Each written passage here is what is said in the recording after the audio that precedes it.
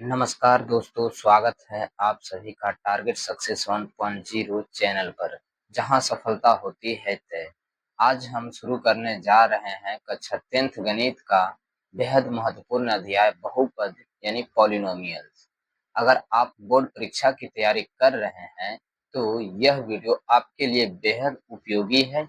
तो चलिए शुरू करते हैं बिना समय गवाए। तो सबसे पहले जान लेते हैं बहुपद होता क्या है।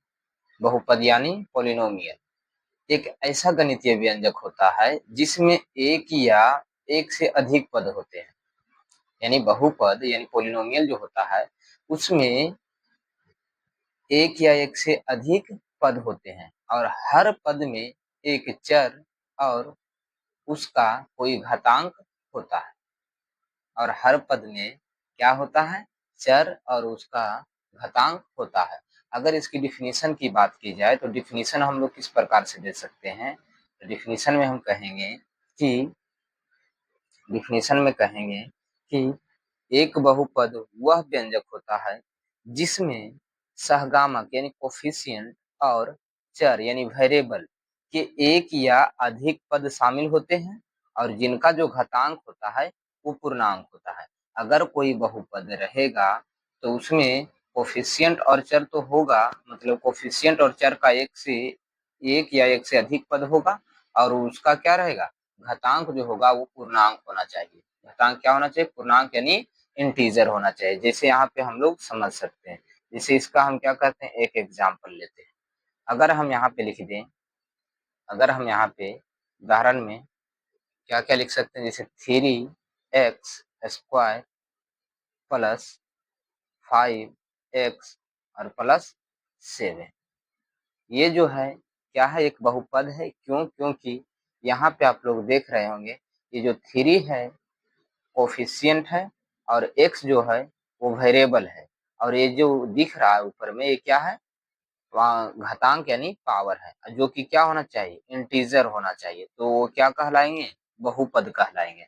इसका अगर मान लिया जाए ये जो घातांक है अगर फ्रैक्शन के रूप में रहे तो वो जो है बहुपद नहीं कहलाएंगे। चलिए आइए हम लोग समझते हैं बहुपद के प्रकार। तो जैसा कि आप यहाँ पे देख रहे हैं कि बहुपद को उनके पदों यानी टर्म की संख्या और घातांक के आधार पर अलग अलग वर्गों में बांटा गया। यानी इनको बहुपद को दो आधार पे बांटा जाता है, एक टर्म के आधार पे यानी पद के आधार पे और दूसरा उसके पावर यानी घातांक के आधार पे बांटा गया। तो सबसे पहले यहाँ पे अगर देखें तो पदों की संख्या के आधार पे देखा जाए, पदों की संख्या के आधार पे देखा जाए तो सबसे पहले क्या होता है? एक पद यानी मोनोमियल। मोनोमोल मोनोमियल बहुपद यानी जिसे हम लोग कहते हैं एक पदी बहुपद। इसमें क्या होता है? जिसमें सिर्फ एक पद होता है उसे हम लोग क्या कहते हैं? एक पदी कहते हैं। अगर इसका हम लोग उदाहरण देखें तो कुछ इस प्रकार से होगा। इसका उदाहरण अगर लिखना चाहें तो कैसे लिख सकते हैं? तो 5x जो जिसमें क्या है? मात्र एक ही पद है यानी एक ही टर्म है, माइनस 3x² इसमें भी क्या है? एक ही टर्म है। तो कहने का मतलब जिसमें एक टर्म होगा उसे हम लोग एक पदी कहेंगे, यानी जिसमें एक पद होगा उसे हम लोग क्या कहेंगे? एक पदी बहुपद कहेंगे। अब दूसरा हम लोग समझते हैं द्विपदी बहुपद। द्विपदी बहुपद क्या है? तो यहाँ पे समझिएगा यानी बाइनोमियल।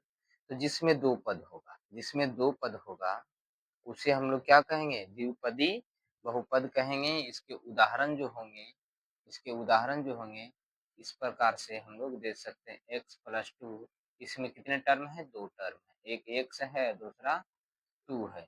अगर और एग्जांपल लेना चाहें तो 4x³ और -3 इस प्रकार से भी हम लोग ले सकते हैं। इसमें कितने हैं?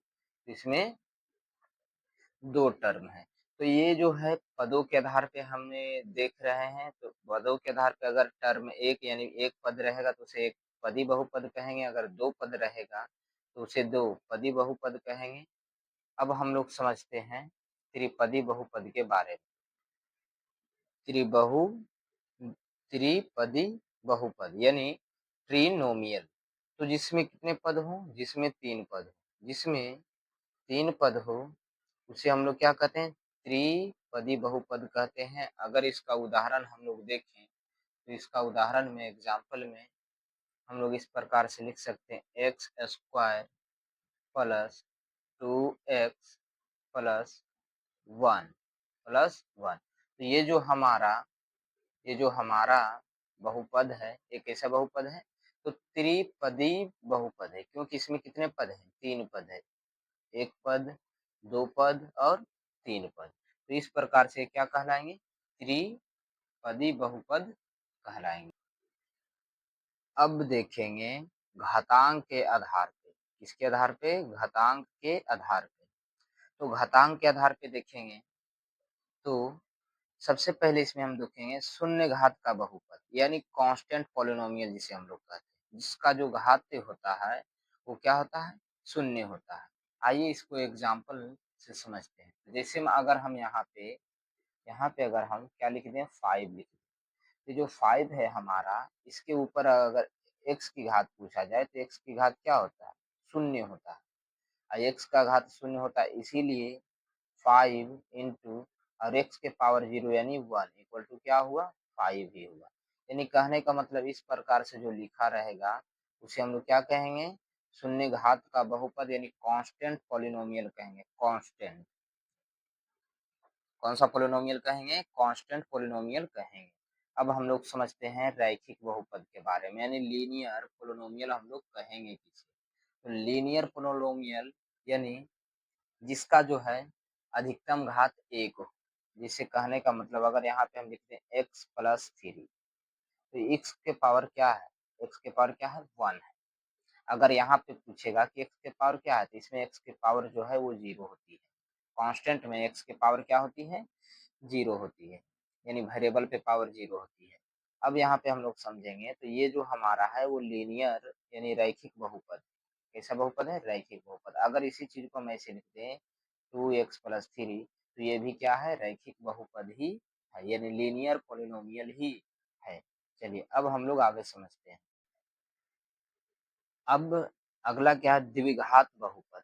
कौन सा बहुपद, द्विघात बहुपद यानी क्वाड्रेटिक पॉलिनोमियल। तो जिसमें है अधिकतम घात कितना हो, जिसमें वेरिएबल का अधिकतम घात कितना हो, 2 हो। जैसे कि यहाँ पे अगर हम x square plus 4x plus 4 लिखें, तो इसमें इसमें जो देख रहे हैं x का यहाँ पे घात कितना है, 2 है, और यहाँ पे घात कितना है, 1 है, यहाँ पे घात कितना होता है, 0 होता है, x के पावर 0। तो x का यानी वेरिएबल का अधिकतम घात इसमें कितना दिख रहा है, 2 दिख रहा है। तो 2 दिख रहा है तो अधिकतम घात 2 है, तो इसे हम लोग क्या कहेंगे, द्विघात बहुपद कहेंगे। क्या कहेंगे, द्विघात बहुपद कहेंगे। उसके बाद हम लोग समझते हैं घन बहुपद के बारे में, यानी क्यूबिक पोलिनोमियल के बारे में। तो क्यूबिक पोलिनोमियल यानी जिसका अधिकतम घात कितना हो, 3 हो, जिसका पावर जो हो वेरिएबल के ऊपर वो कितना होना चाहिए, 3 होना चाहिए वेरिएबल के ऊपर पावर। अगर यहाँ पे इसका एग्जांपल के थ्रू देखें तो x के पावर 3 माइनस 3x स्क्वायर और प्लस 2x, इस प्रकार से। तो यहाँ जो है हम देख रहे हैं कि x का जो अधिकतम घात है कितना है, 3 है, इसीलिए इसको घन बहुपद कहते हैं। घन बहुपद यानी क्यूबिक पोलिनोमियल कहते हैं। अब बात करते हैं बहुपद के 3 महत्वपूर्ण हिस्सों की, यानी डिग्री, सहगामक और पद की, यानी डिग्री की और कोफिशिएंट की और टर्म की। तो आइए तीनों के बारे में बारी बारी से समझते हैं। तो सबसे पहले इसमें हम लोग डिग्री के बारे में समझते हैं, ये डिग्री होता क्या है। तो डिग्री यानी बहुपद, किसी बहुपद में चर का सबसे बड़ा घातांक जो होता है उसकी डिग्री कहलाता है। जैसे कि डिग्री, यहाँ पे एक हम क्वेश्चन ले लेते हैं, जैसे में अगर हम यहाँ पे लिख लें 4x cube plus 2x square plus x। चलिए अब इसमें अगर हमसे पूछा जाए कि इसकी डिग्री कितनी है, तो इसमें जो डिग्री होगी, इसकी जो डिग्री होगी वो कितनी होगी, इसमें डिग्री जो होगी वो 3 होगी। कितना होगी, 3 होगी। क्यों, क्योंकि यहाँ पे आप समझिए क्या कह रहा है कि किसी बहुपद में चर का सबसे बड़ा घातांक, चर का जो सबसे बड़ा घातांक होता है, तो चर इसमें क्या है, एक्स है, वेरिएबल क्या है, एक्स है, इसका सबसे बड़ा घातांक क्या है, क्यू है। तो वही इसी को हम लोग क्या कहते हैं, डिग्री कहते हैं। आई होप आप लोग डिग्री के बारे में समझे होंगे। अब समझते हैं सहगामक। क्या, सहगामक, जिसे हम लोग क्या कहते हैं, कोफिशिएंट कहते हैं। क्या कहते हैं, कोफिशिएंट। कोफिशिएंट किसे कहते हैं, तो चर के साथ जो संख्या जुड़ी होती है, चर के साथ जो संख्या जुड़ी होती है वो सहगामक होती है। जिसे कहने का मतलब, अगर हम यहाँ पे एक क्या ले लेते हैं, बहुपद लेते हैं।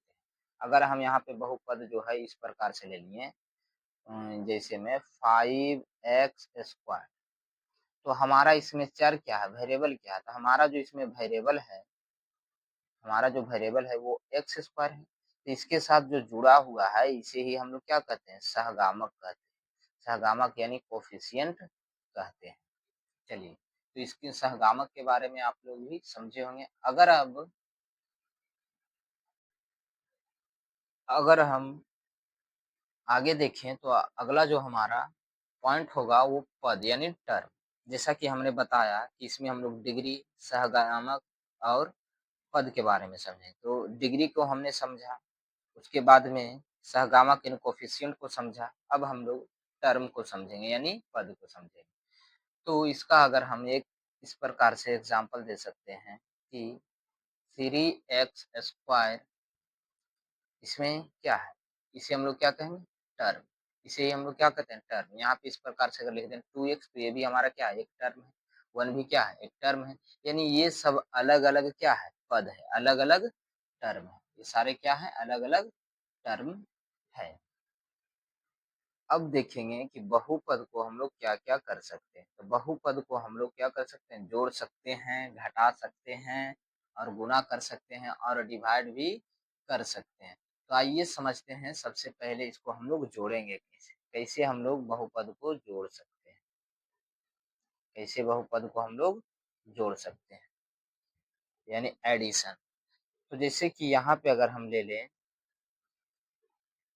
3x+4, ये हमारा एक क्या हो गया, बहुपद हो गया। प्लस इसमें इस प्रकार से 2x+5, 2x+5।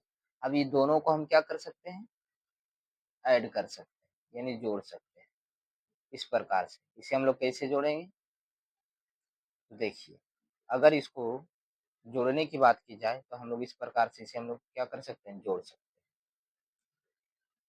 यहाँ पे 3x और प्लस में क्या है, 4 है। फिर प्लस इस पूरे को हम क्या करेंगे, बाहर निकालेंगे। इस पूरे को अगर हम बाहर निकालेंगे तो क्या हो जाएगा हमारा, 2x और प्लस 5, 2x+5। अब इस पूरे को हम क्या करते हैं, जोड़ देते हैं। इस पूरे को क्या करते हैं, जोड़ देते हैं।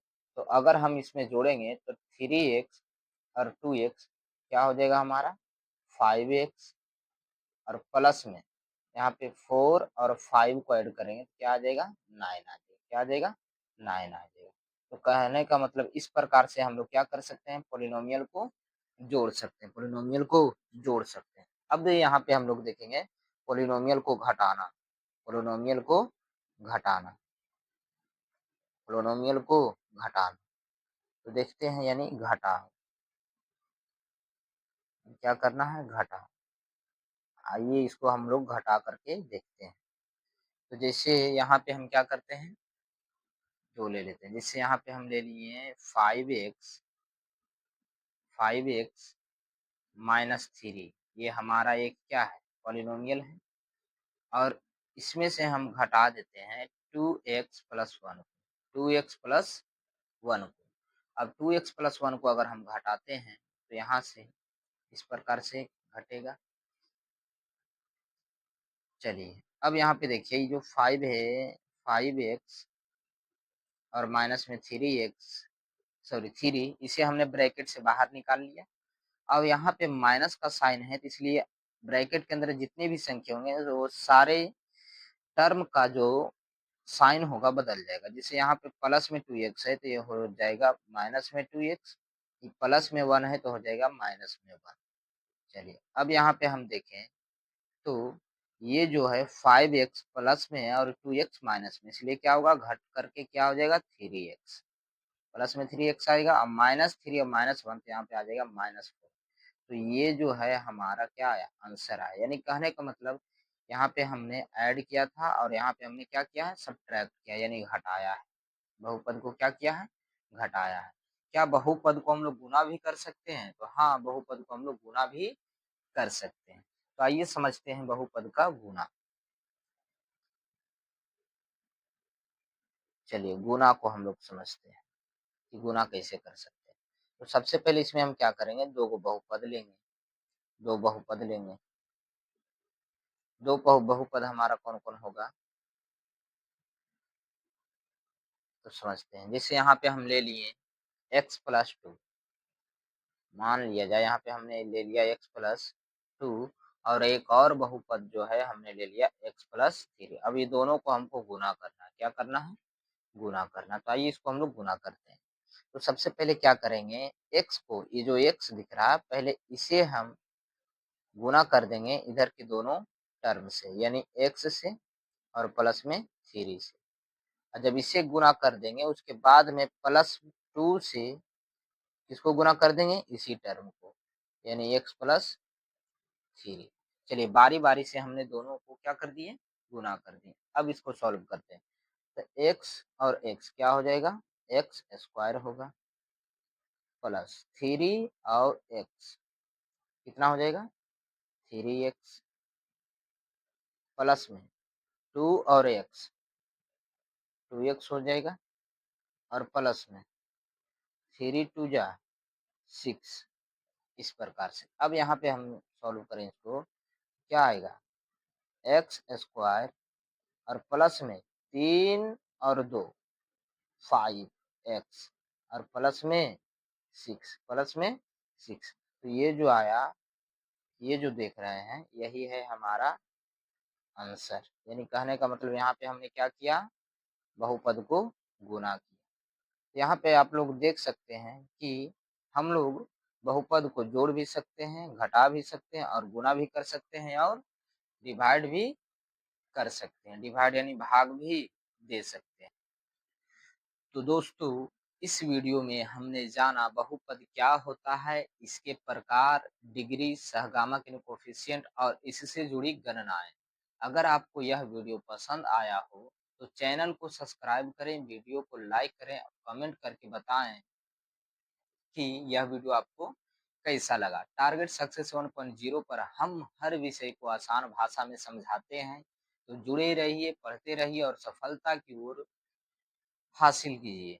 मिलते हैं अगले वीडियो में। जय हिंद।